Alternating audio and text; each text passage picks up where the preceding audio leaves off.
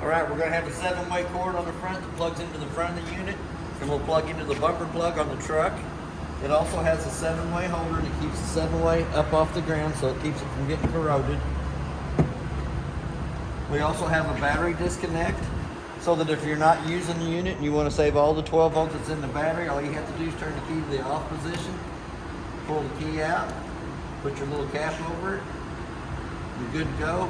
And since we're going to be doing it, we're going to go ahead and put the key back in, flip it to where it says on. It also has a charging port right down below it, so that if the battery's dead when you come to the unit, you can hook a set of jumper cables on right there, and that'll give you the 12 volts to the inside. Each one of the individual motors has 2 plugs on it that plugs in. We also have a plug up here in the top of the motor. In case the jacks won't go up or down on their own, you can use a 3/8 inch socket extension and a ratchet to ratchet each one of the jacks up or down, either way you need to go with it. But you'll have to do one for a little bit, go to the next one, do it for a little bit. If you're going to lift it up or bring it back down, you'll have to go to each individual jack and manually crank them up or down. We're going to come over to the cord. Green light indicates it's got 110 power coming into it. Cord goes on, makes a quarter of a turn and tighten up the black knob. Cord's 30 foot long. On the opposite end of the cord, it tells you different scenarios when you plug the cord in, if it's wired backwards, if it's wired correctly, and the ground and the positive are reversed. So we're going to come back over to the unit. It does have a 110 outlet on the outside of the unit. It is also GFI protected by the outlet on the inside. We have a freshwater tank fill here that you can put a water hose in to fill the fresh tank on the unit. It also has a drain plug, but I'm going to have to show you that on the inside. It's underneath the steps. We're going to go to the compartment right down below it. We're going to open it up. It is an outside shower. Excuse me. It gives you hot and cold running water to the outside of the unit. The hose for it is in this back compartment back here. I'll show you it in just a minute. We also have the on-demand water heater. It has an on and off switch on the outside. It has to be in the I position to be on, so that the inside connection will show too. It also has a pop-off valve that you can pop off to make sure it's got water in it before you light it on gas. Anytime you move the door open or shut, you have to readjust the rubber grommet on the outside of it. Click it back in place. Outside of the furnace is next. Now, I always suggest putting a mud dauber screen over the outside of the furnace for the simple fact the mud dauber screen is less than 20 bucks. It's $145 an hour for every hour that I have to take the furnace out to clean the mud daubers out of it. So it's really worth its weight in gold. Before we walk too far away, we do also have our 2 low water drain points on the outside here. The blue is the cold side of the water system. The red is the hot side of the water system. You can use those for in-between trips to drain water out of the line, so it doesn't have stagnated water in the lines. But it is also used for winterizing and dewinterizing of the unit. We're going to come back up to the city water connect. That you need, when you hook onto it with a water hose, you actually need to have a pressure regulator onto it to cut the water pressure down between 41 and 45 pounds of pressure. The next connection back is the kitchen sink drain. You'll notice if you put water in the kitchen sink and it don't drain out, you have to come out and actually take the cap off the outside to get the water to drain out of it. You can also put a 3/4 inch garden hose on it, run it away from the unit if you wanted to, so it's not got water standing beside your unit.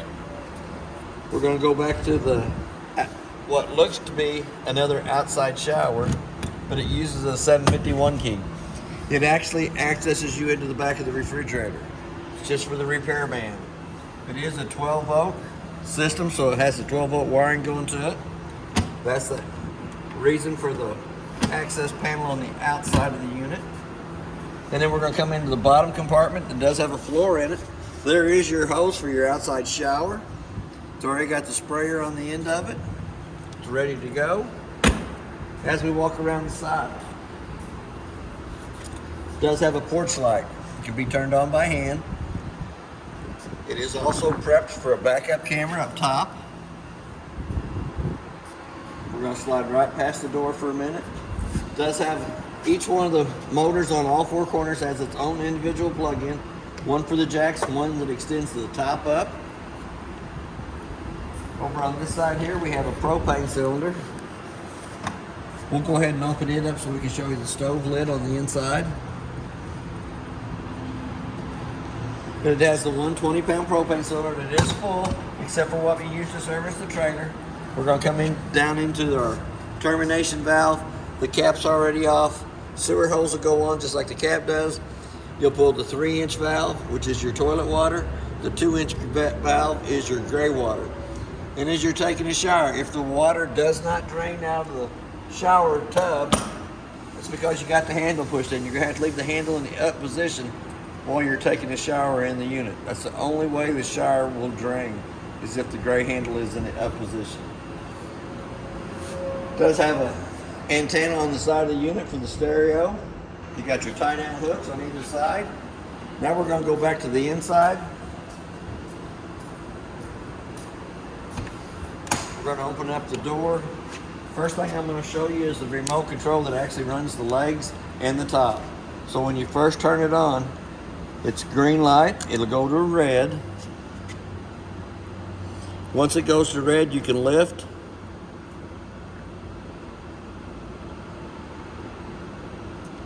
It goes to red first, then it goes to green. Once it goes to green,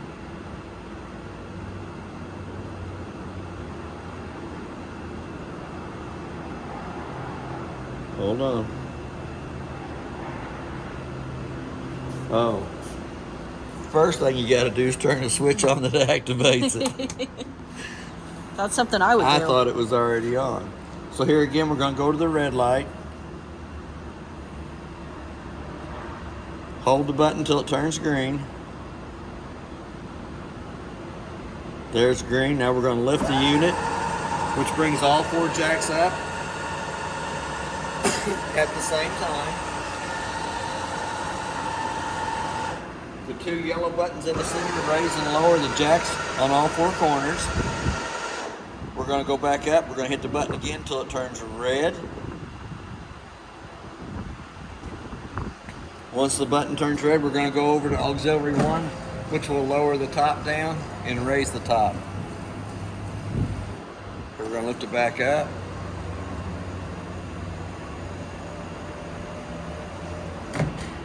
The main thing is, before you operate the controls, it has to have the green light on the side on as we step into the unit. Also has a working fire extinguisher on the left-hand side as we step in. We'll go ahead and turn all the lights on in the ceiling. They all have to be turned on by hand. They all have a little push button in the center of those. In the top drawer is the paperwork.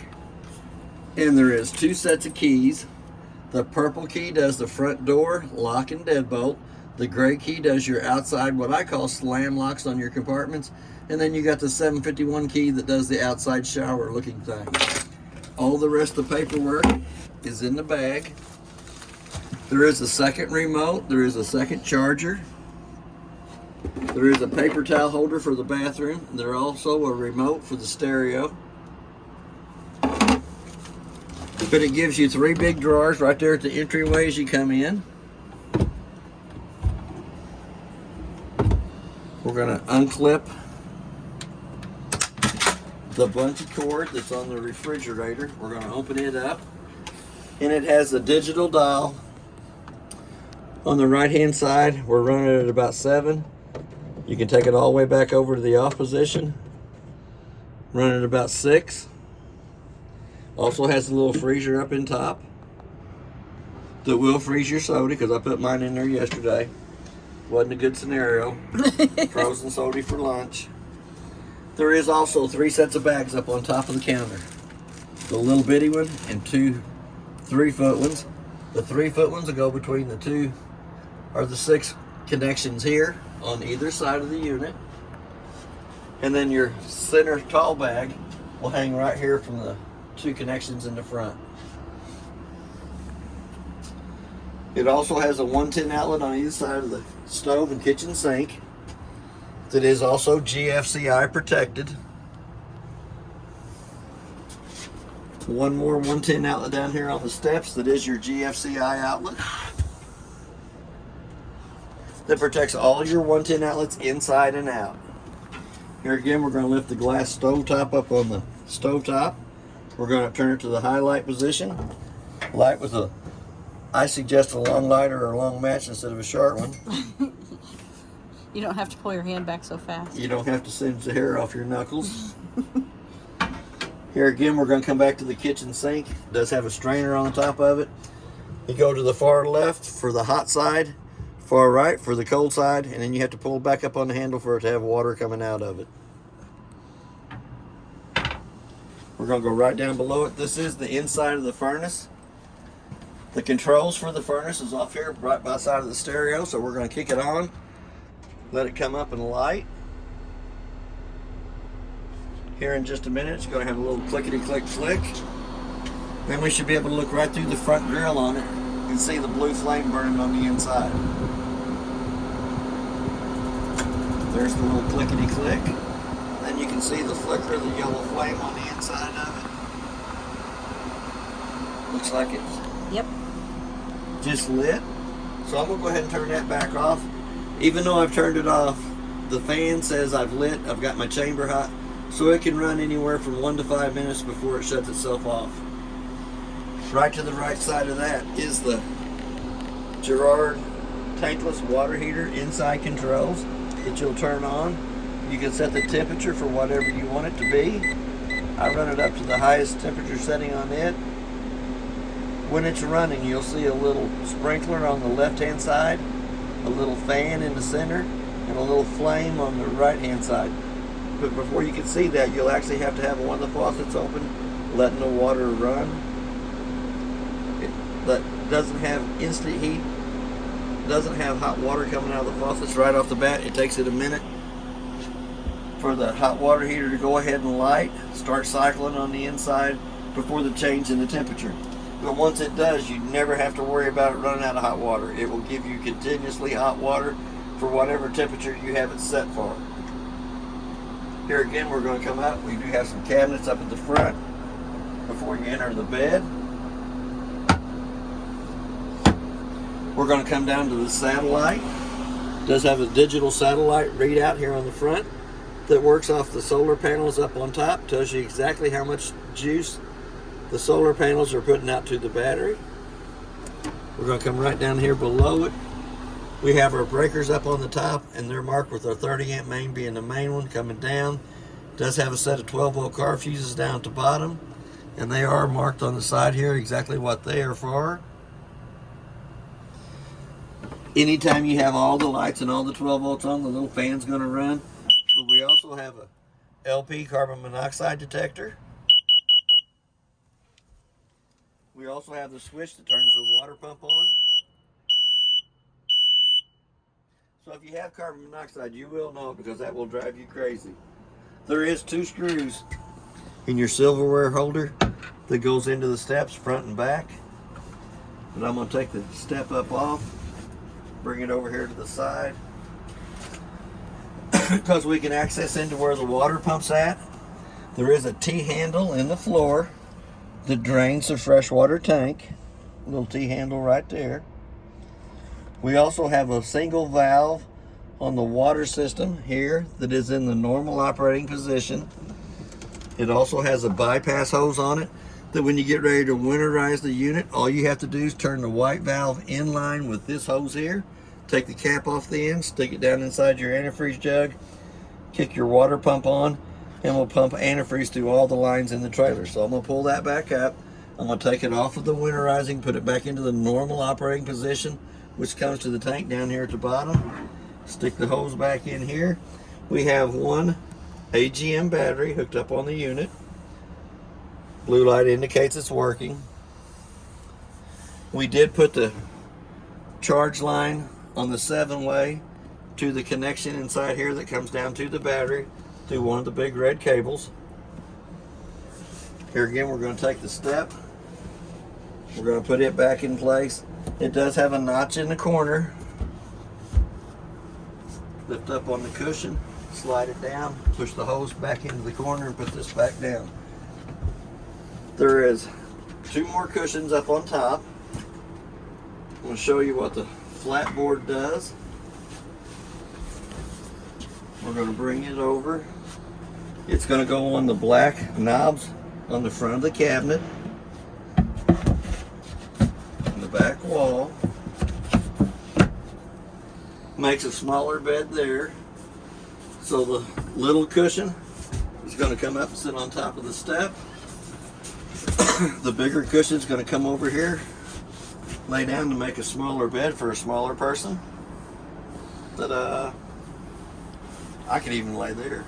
So I'm going to flip these back up, out of the way.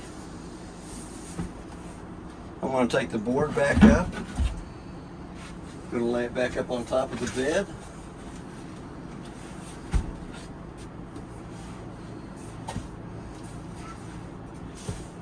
There is a table leg that'll come out, goes into the connection here on the bottom board, and there is a little black circle inside the owner's packet up there that if you don't have the table set up will fit down inside the hole so you don't catch a toe in that. Does have a little slotted piece on the end. Has to go down in that groove right there. You're going to spin it around until it's tight. Little black button right there lets you slide it around. I'm going to bring it back here, tighten that up, which keeps it tight that way. We're going to bring the tabletop over. We're going to set it down. It goes in the back hole, slides down in place.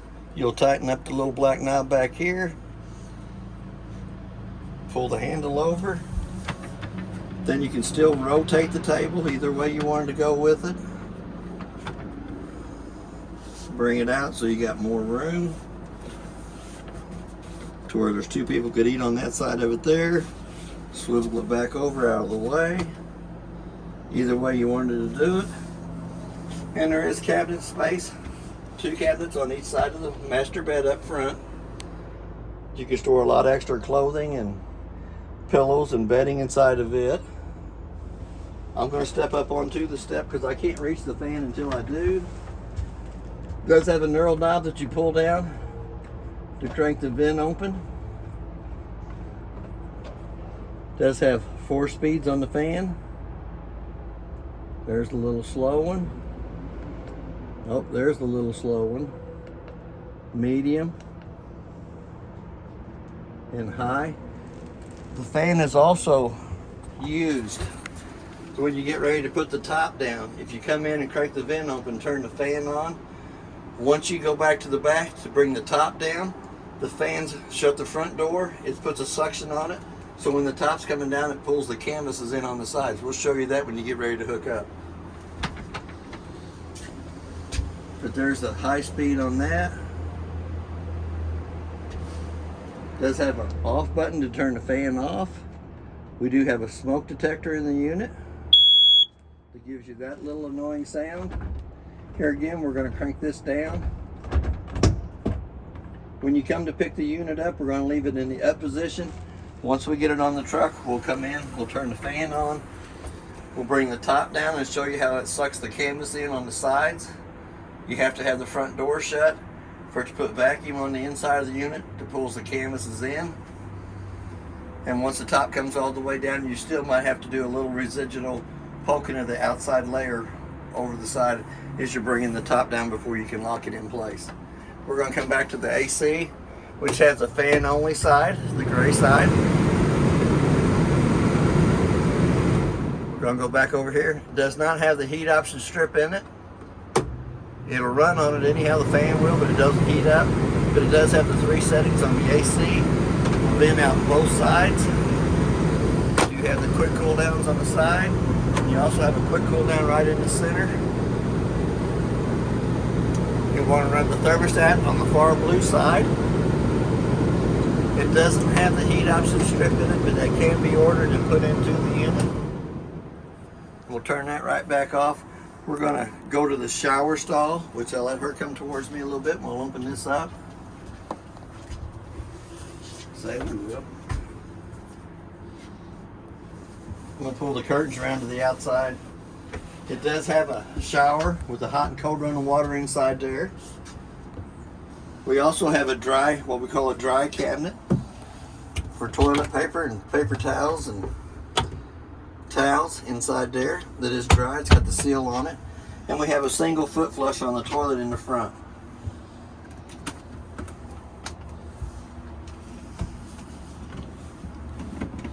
Push down halfway, fills with water. Push all the way down, fills and dumps. Now when I was putting the water into the what I considered was the gray tank, which would be your shower water, the water did not come out of the tub until I pulled the gray handle on the outside. It does not have a tank for the shower. The shower drains right out of the end of the termination valve, but the handle has to be in the open position for the water to come out of the tub. It also has a plug, so make sure you pull the plug. Because I would make that mistake. And then you have your curtain that wraps all the way around you while you're taking your shower. And then you have another curtain here that wraps around to kind of give you just a little bit more privacy. You notice that it does have a pipe coming up into the side here. It is the vent tube going to the plumbing cap up on top that vents the toilet when you operate it. We have another one on the opposite corner over here. It is for the wiring going up for the lights, for your running lights. If you notice, the two back curtains are already down on the plastic windows. The ones in front of it are in the up position. For the plastic vinyl to be watertight, the zippers have to be in the utmost position on each one of the windows. Even your fire escape window in the front, they have to be to the very tip top to be watertight, because the edge of the roof comes down over the side of them that makes them watertight. The one in the front is marked with red zipper handles. It is because that is a fire access if you're up in the master bed. The two zippers on the inside come over to the sides, which allows the plastic to fold down on the inside. There's two more zippers inside of that goes to the screen, which allows the screen to come open, and the screen will fall to the outside for access to the outside of the unit. But that is basically, well, it does have a little storage up underneath here. Little handle pulls, table will lean back. It gives you a little bit of room underneath there if you wanted to put the table legs and that underneath it. But for the table to be solid, it has to be in the locked position. If not, your table's going to keep falling back like that. Make all your snacks fall off. Oh, that'd be terrible. And that would be terrible. Here again, I'm going to go ahead and lock it back down. Trying to do it blind is a different story. But that is basically everything on your unit. If you have any questions, I'll try to answer them the best that I can. And thank you for your time.